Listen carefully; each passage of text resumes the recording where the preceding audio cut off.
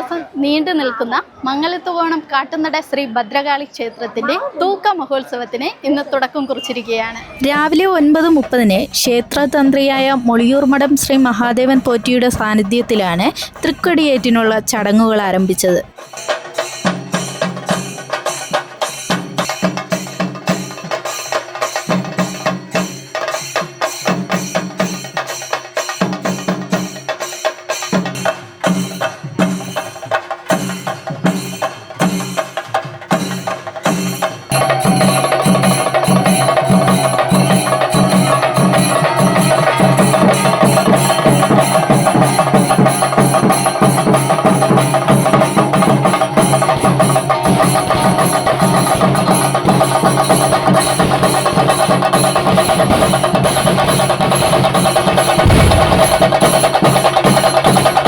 ഇനി 19 ദിവസവും ഉത്സവ നാളുകളാണ്.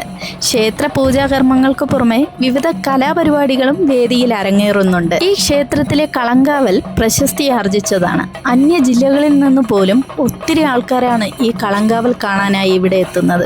ഭദ്രകാളി ക്ഷേത്രങ്ങളിലെ ഒരു പ്രധാന ആചാരമാണ് കളങ്കാവൽ. തുടർന്ന് ഉച്ചയ്ക്ക് 1:30 തങ്കത്തിരുമുടിയെ പച്ചപ്പന്തലിലേക്ക് കുടിയിരുത്തുന്ന ചടങ്ങാണ് ഇപ്പോൾ ഇവിടെ നടക്കുന്നത്. ദേവിയെ പുറത്ത് എഴുന്നള്ളിക്കുന്നത് കാണാനായി ഒത്തിരി ഭക്തജനങ്ങളാണ് ക്ഷേത്രനടയിൽ തടിച്ചുകൂടിയത്.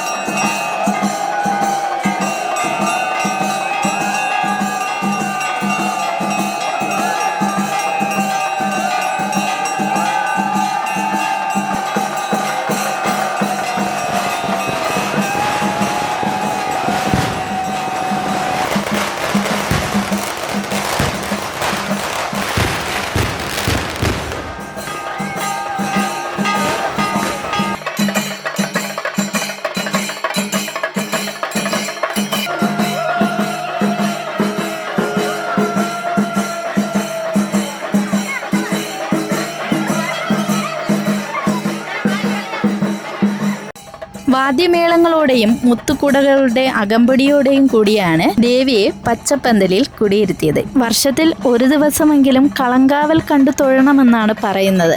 നാടിൻ്റെ ജനങ്ങളുടെ നന്മയ്ക്കായിട്ടാണ് ഈ കളങ്കാവൽ നടത്തുന്നത്.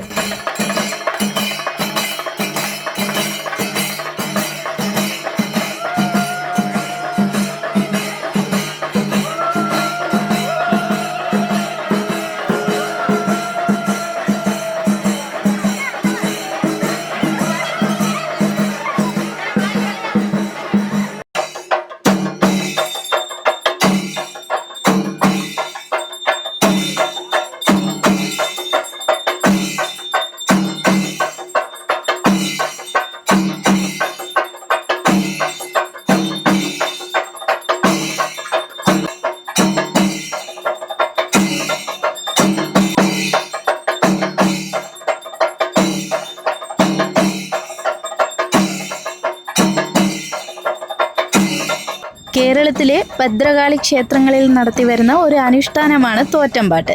തിരുമുടിയെ ശ്രീകോവിലിൽ നിന്ന് എഴുന്നള്ളിച്ചതിന് ശേഷം പച്ചപ്പന്തലിൽ കുടിയിരുത്തിയതിനു ശേഷമാണ് ഭദ്രകാളിയുടെ അവതാര കഥ ആദ്യ അവസാനം വരെ പാടുന്ന ഒരു അനുഷ്ഠാനമാണ് തോറ്റമ്പാട്ട്.